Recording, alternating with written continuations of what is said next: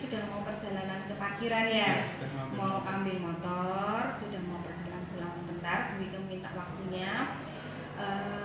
Apakah Mas David tahu Bu Wike panggil ke sini karena apa? Oh ya, Bu Wike mau menyampaikan bahwa pagi ini ada ulangan sosiologi, betul?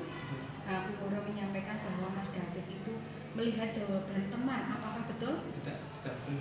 Oh, tidak betul? Nah, sepertinya Bu Woro punya rekamannya dan juga teman sebangku Mas David melaporkan hal yang sama. Ayo coba kita berjujur dalam berkata. Betul atau tidak? Betul. Oh betul, berarti tadi sudah mencontek. Menurut Mas David, mencontek tadi itu perbuatan yang baik atau tidak? Tidak baik. Nah, di sini Bu Wike tidak akan mencari siapa yang salah dan benar. Setiap manusia pernah melakukan kesalahan. Begitu juga dengan Bu Wike, kesalahan apapun itu. Kalau boleh tahu dan Mas David bisa bercerita, apa sih yang menyebabkan Mas David tidak siap untuk melakukan ulangan sosiologi? Tadi malam saya nggak belajar. Oh tidak belajar. Oh dan main game gitu ya. Nah karena Mas David itu sudah mencontek, masih ingat nggak dengan keyakinan kelas yang sudah kita buat di awal pembelajaran kita? Ya. Apa itu? Jujur dalam bertindak. Jujur dalam bertindak. Menurut Mas David, mencontek tadi sudah mencerminkan keyakinan kita belum? Jujur dalam bertindak. Nah untuk itu Mas David mungkin punya usaha atau solusi dari mencontek tadi biar tidak terulang lagi. Bagaimana itu? Mempersiapkan dari sebelum-sebelumnya. Mempersiapkan diri dari sebelum-sebelumnya agar pada saat ulangan lebih siap lagi dan percaya diri. Kemudian untuk memulai keyakinan itu Mas David akan memulainya hari apa? Besok pagi. Besok pagi Mas David berjanji akan tidak melakukan hal itu lagi, tidak mencontek jawaban dan mengerjakan dengan jujur. Begitu. Sukses untuk Mas David, menjadi kebanggaan orang tua, bisa melakukan semua hal dengan jujur termasuk mengerjakan.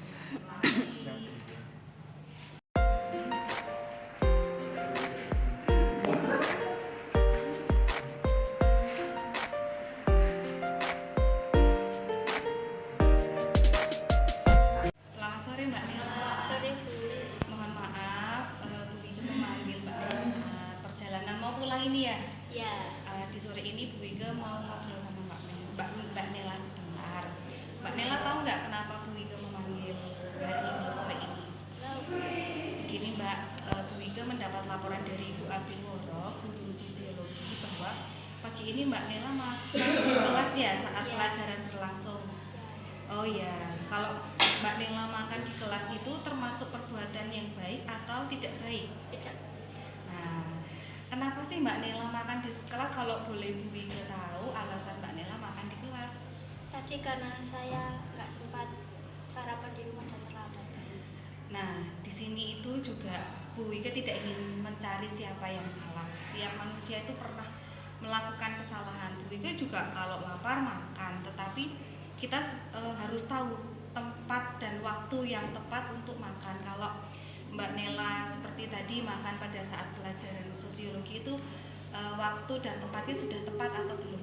Belum tepat. Oh ya sudah, kalau sudah meyakini bahwa itu belum tepat, Mbak Nela tahu nggak? Kita pernah membuat keyakinan kelas di awal kita belajar. Masih ingat? Nah, keyakinan kelas itu apa? Jujur dalam bertindak dan tertib dalam melakukan. Jujur dalam bertindak dan tertib dalam melakukan kegiatan apapun itu ya, termasuk makan harus pada tempatnya, harus waktunya yang tepat agar tidak mengganggu kegiatan yang lainnya, terutama pelajaran. Kemudian ada nggak sih yang sebab-sebab Mbak Nela itu makan di kelas itu penyebabnya apa?